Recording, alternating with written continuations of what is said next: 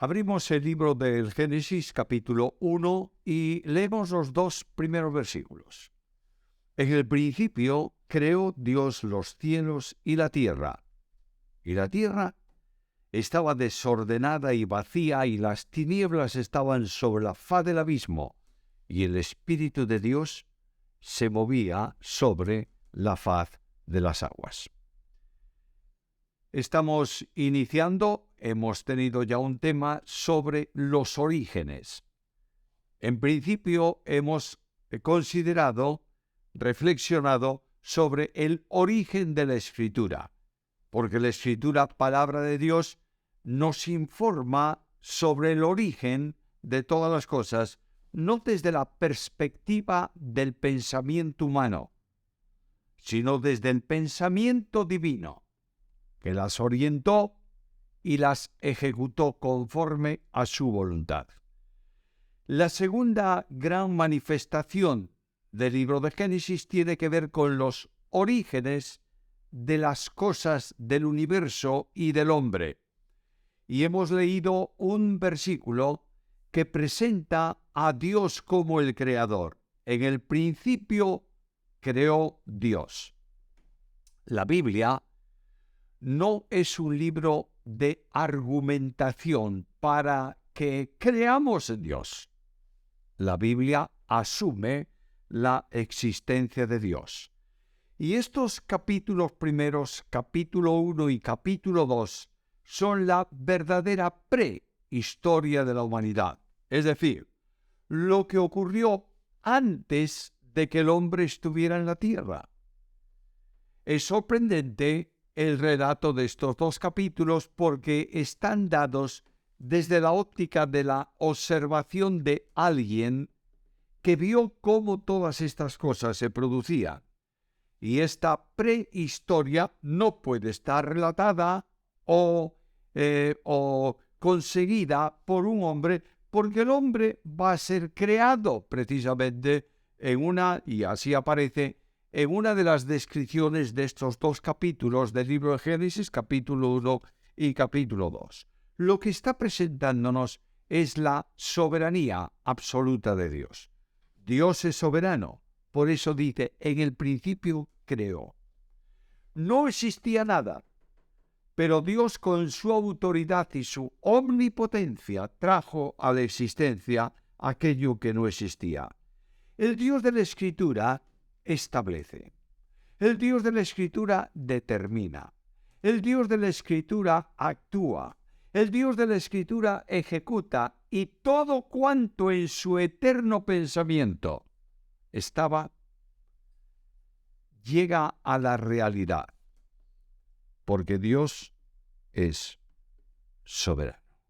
Y lo que va a descubrirnos estos dos capítulos no es tanto cómo vino a la existencia lo que no existía, cómo el universo apareció cuando no había nada, sino que específicamente la Biblia responde a la pregunta ¿quién es el soberano? Por tanto, estos capítulos están registrados e inspirados por Dios, revelados a Moisés por el Espíritu Santo, para que descubramos las admirables perfecciones del ser divino que crea todo cuanto nos rodea. Notad el versículo primero, el Creador y su obra, capítulo 1, versículos 1 y 2. Primeramente, el principio de todo, en el principio. Esta palabra tiene que ver con origen, cuando todo aparece, cuando no había nada y apareció todo. En el principio, la Biblia no pretende demostrar la existencia de Dios. La Biblia da la existencia de Dios como admitida absolutamente. Ahora, antes de la creación, Dios existe en sí mismo. El ser divino, en sus tres personas, Padre, Hijo y Espíritu Santo, existe eternamente, en la intimidad del ser divino, y de pronto Dios va a llamar a la existencia todo cuanto hoy existe y que en el principio no existía. Estos versículos preparan al lector para la enseñanza del pasaje, y señalan los efectos producidos por la soberanía y la omnipotencia de Dios. No hay duda ninguna que en los versículos 1 y 2 aparecen las tres personas divinas.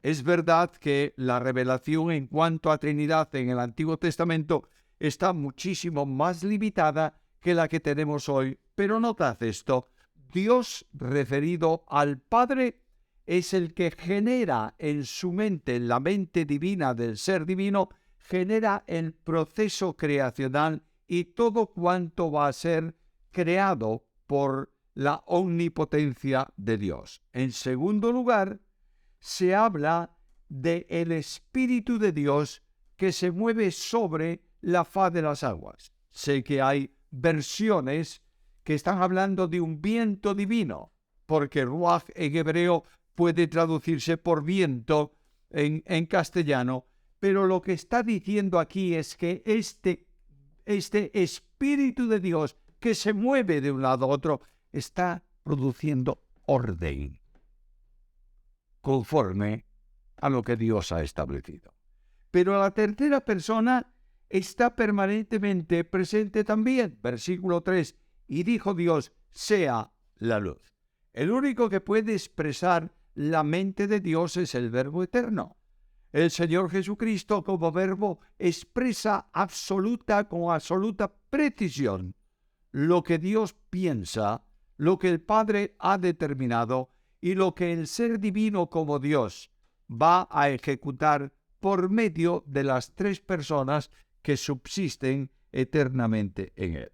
Ahora, si dice Dios que creó, significa que la perfección de la omnipotencia divina, atributo incomunicable de Dios, está presente. Y dice el apóstol Pablo que esta omnipotencia se hace claramente visible cuando contemplamos todo lo que nos rodea como creación de Dios. Capítulo 1 del libro de Romanos y versículo 20. Su eterna deidad y poder se hacen visibles por las obras hechas, de modo que el hombre no tiene disculpa. La Biblia enseña continuamente la verdad única y admirable de que la creación es obra de Dios. Ahora, el texto indica el modo de hacerlo. En el principio creó Dios. No hay materia preexistente. Si hubiese materia preexistente y de esa materia, como algunos enseñan sobre la teoría del Big Bang, de esa materia comprimida se produjo una detonación y de esa detonación salió todo, no tengo ningún problema, incluso si fuese necesario, admitir algo así. Porque esa materia, la materia, no es eterna. La materia fue creada. Y Dios puede utilizar su omnipotencia y su inteligencia infinita para realizar las cosas conforme al deseo de su voluntad. Ahora, cuando no hay nada, y esta es la gran verdad del texto bíblico que estamos considerando, cuando no hay nada, Dios trae a la existencia por su soberanía y por su voluntad. Por eso el texto dice, Dios creó.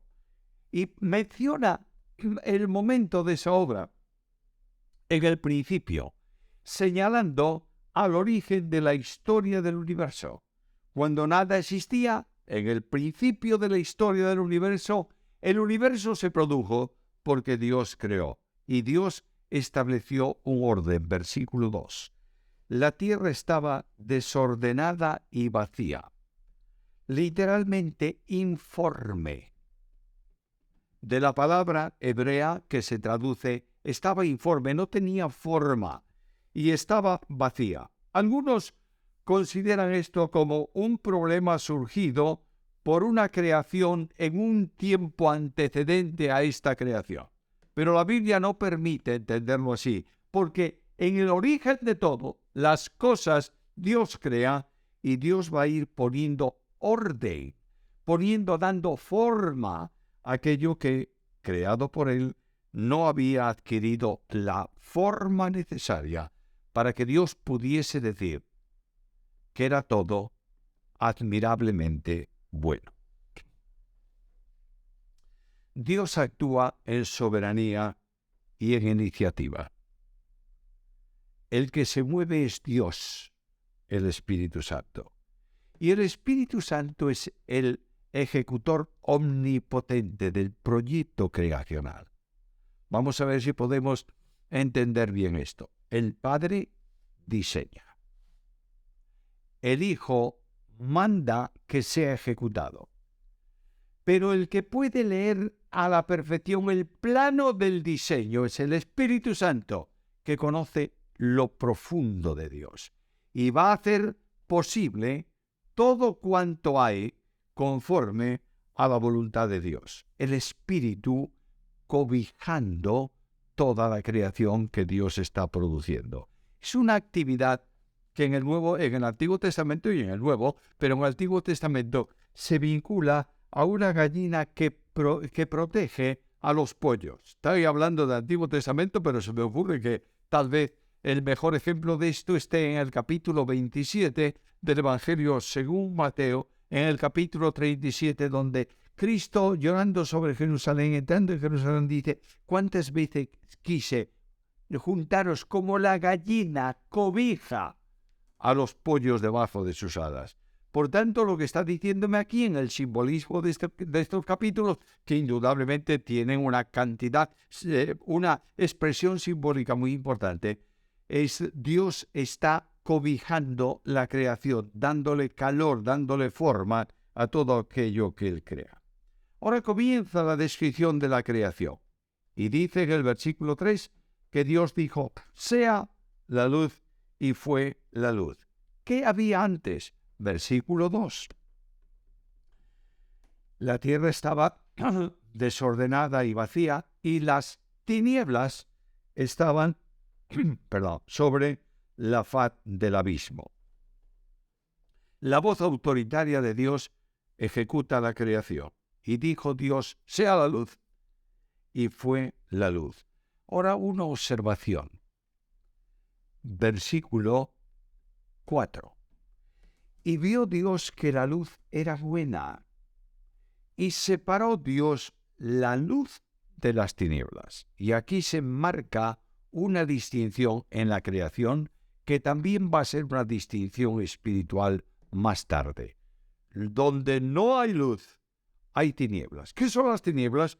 Pues las tinieblas son la ausencia de la luz. Y Dios denomina a la ausencia de luz tinieblas, y a la luz el brillo esplendoroso que saca de en medio las tinieblas. Y es el primer día de la semana, fue la tarde y la mañana de un día.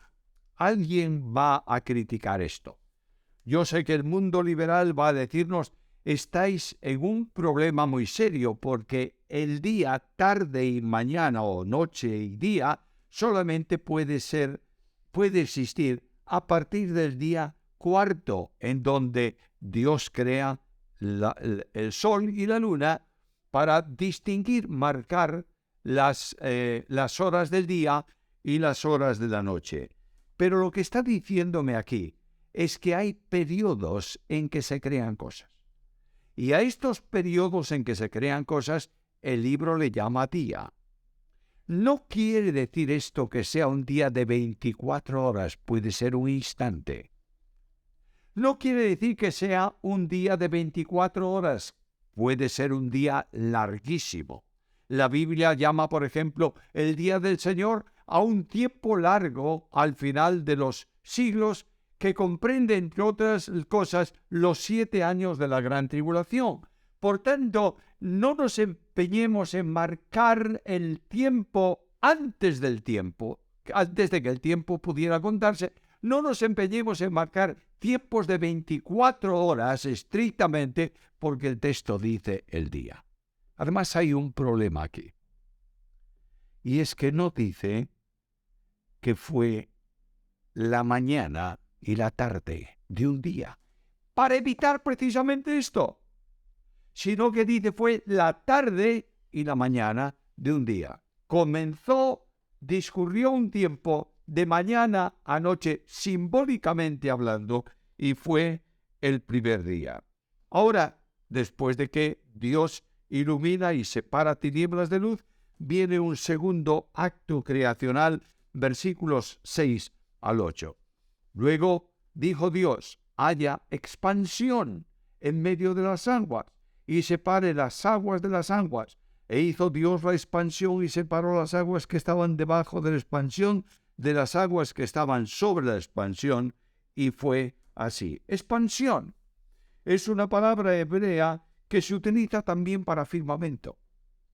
Es decir, lo que hay en toda la extensión en contraste, en comparación con la tierra. Y la tierra queda como colgada, dice el libro de Job, en esa expansión de Dios. Es muy interesante notar que la geografía en los tiempos de Moisés y en los tiempos de Job, y la astronomía en tiempos de Moisés y en tiempos de Job, no tenía los conocimientos que tenemos nosotros hoy.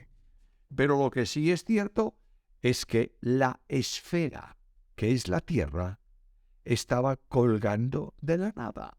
Es decir, estaba en medio, estaba en un lugar de esa expansión que es el universo. Yo sé también que hay algunos que insisten en que la Tierra es plana, y por más cosas que les digas, y por más referencias físicas y visibles que pongas delante de ellos, no hay peor ciego que el que no quiere ver. Y se empeñan en seguir hablando de la Tierra plana, los terraplanistas. Aquí dice que la Tierra queda en medio de la expansión. Dios coloca el universo en donde están los astros y en donde también está la tierra. ¿Quién es el autor de la expansión? Versículo 7. E hizo Dios la expansión y establece un orden en relación con las aguas. De manera que desde entonces hay aguas en la atmósfera que riegan la tierra, y hay aguas en la tierra como los ríos y como el mar. El soberano pone nombre a todo lo que cree en cuanto a creación, lo que crea en cuanto a creación. De manera que le pone un nombre porque es suyo todo. Versículo 8. Llamó Dios a la expansión cielos. Y fue la tarde y la mañana del segundo día. La expansión recibe el nombre de cielos. Y por eso, desde entonces, los hombres miramos arriba y decimos: el cielo tachonado de estrellas. ¿Quién le dio este nombre? El Creador. ¿Lo mantiene? Por supuesto que sí. Ahora, el Creador va a trabajar en el planeta Tierra y va a hacer una separación entre los mares y la tierra seca. Versículo 9 al versículo 13. Dijo Dios también: júntense las aguas que están debajo de los cielos en un lugar, y descúbrase lo seco.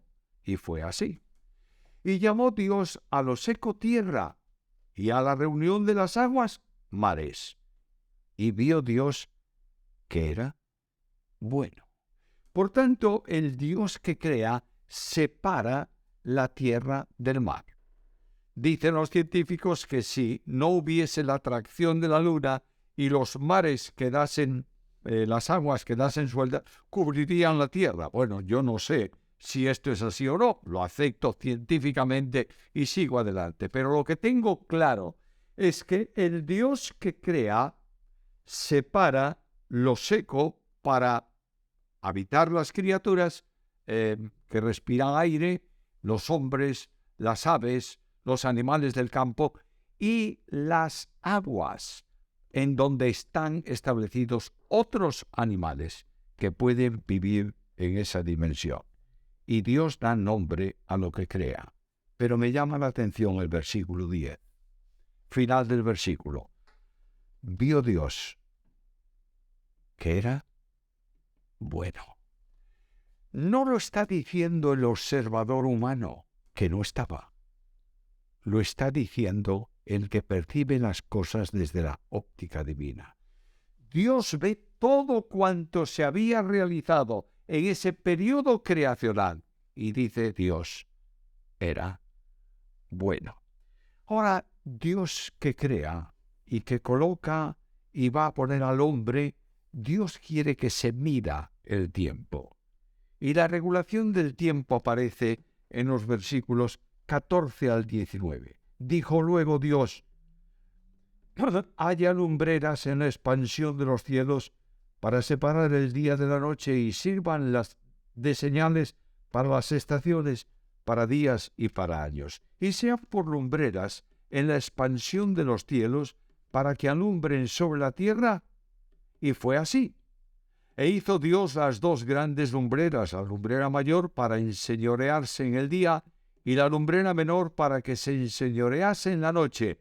Hizo también las estrellas y las puso Dios en la expansión de los cielos para alumbrar sobre la tierra y para señorear en el día y en la noche y para separar la luz de las tinieblas. Y vio Dios que era bueno. ¿Qué ocurre en el cuarto día? Lumbrera mayor referido al sol, lumbrera menor a la luna. ¿Cómo mido yo el tiempo? El tiempo lo mido precisamente así. Por el transcurso de la Tierra alrededor del Sol. De manera que esa vuelta que da la Tierra en 24 horas está marcando el tiempo. Antes no había tiempo, ahora hay tiempo. Por eso sigue Dios ajeno al tiempo y no dice que era la mañana y la tarde, como es lógico en el tiempo que nosotros podemos medir, sino que sigue diciendo era la tarde y la mañana. De una forma muy sutil, permitidme la palabra en el sentido de término bueno, Dios está hablando de su eternidad. Y está diciendo que el tiempo, como los hombres lo contamos, es para los hombres, pero no para Él. Nosotros tenemos que decir mañana y noche. Él dice noche o tarde y mañana. Él es el soberano. No solamente hay aquí día y noche, sino que hay estaciones. De manera que Dios está poniendo en marcha todo lo que tiene que ver con el tiempo climático, esto real aquí en la Tierra, el verano y el invierno.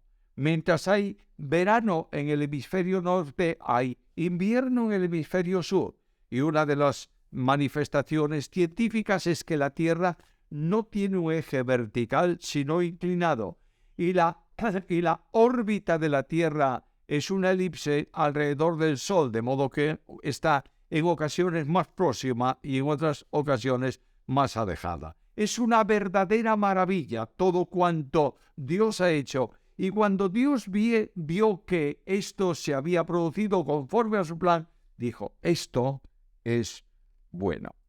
Ahora, la tierra ya está disponible para recibir animales.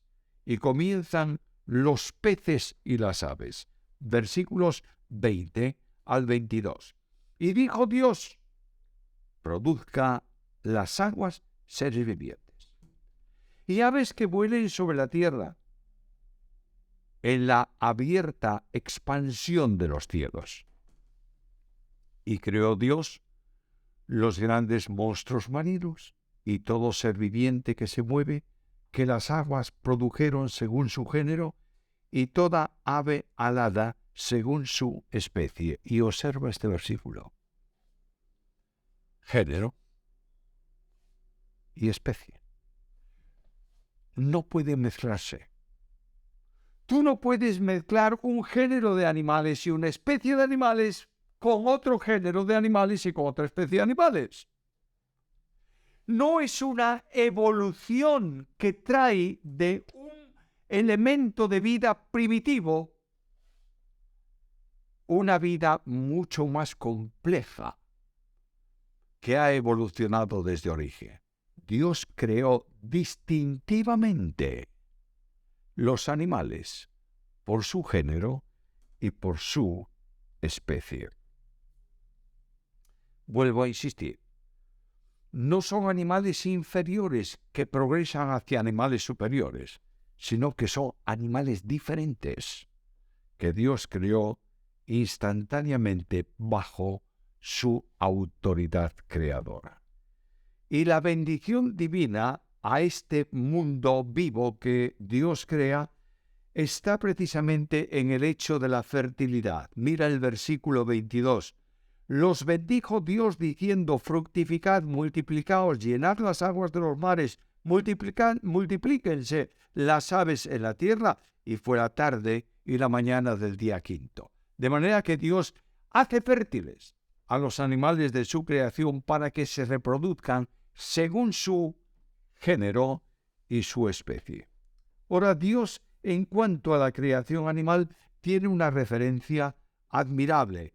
Hizo Dios, versículos 25, a los animales de la tierra según su género, y ganado según su género, y todo animal que se arrastra sobre la tierra según su especie. Y vio Dios que era bueno. Género, especie. Dios ha completado el proceso creacional y ha preparado la tierra para la llegada del hombre. ¿Qué ocurre? Dios crea al hombre en el día sexto. Hagamos al hombre a nuestra imagen, según nuestra semejanza, señoree en los peces del mar, en las aves de los cielos, en las bestias, en toda la tierra y en todo animal que se arrastra sobre la tierra. Y creó Dios al hombre a su imagen. A imagen de Dios lo creó. Varón y hembra los creó. Dios establece una creación excepcional. Notad que hay un plural muy interesante ahí. Hagamos. Mientras que toda la otra creación surge por la voz de autoridad, sea, aquí dice, hagamos. Y el hagamos es porque va a dotar a este ser de elementos que son reflejo de la vida dentro del seno trinitario. De manera que Dios va a comunicar una vida especial, un espíritu, un alma, una parte espiritual y un cuerpo que toma de la tierra, de la naturaleza creada ya. Este polvo de la tierra que no tiene vida, le es comunicada la vida por el soplo de Dios. Y el hombre viene a ser un ser viviente. Los creó como varón y hembra. Quiere decir que entonces creó un ser que era varón y hembra y más adelante se desglosa. Esta es una herejía promovida por un hombre llamado Teilhard de Chardin. Dios no creó una persona colectiva, eso es herejía. Dios creó al varón en primer lugar, y de ese varón, puesto que no puede crear otra carne, otra naturaleza, otro elemento, otra humanidad, de ese varón obtiene los elementos para crear a la mujer. Pero en el pensamiento de Dios no está un ser colectivo que se desglosa, sino un ser formado por dos elementos, el hombre y la mujer. Todo eso lo va a desarrollar el capítulo 2, no tenemos tiempo para entrar en él, pero lo que Dios crea es el hombre, y esa palabra no significa solo varón, significa humanidad. Dios creó la humanidad, y Dios dice esa humanidad es un varón y una mujer.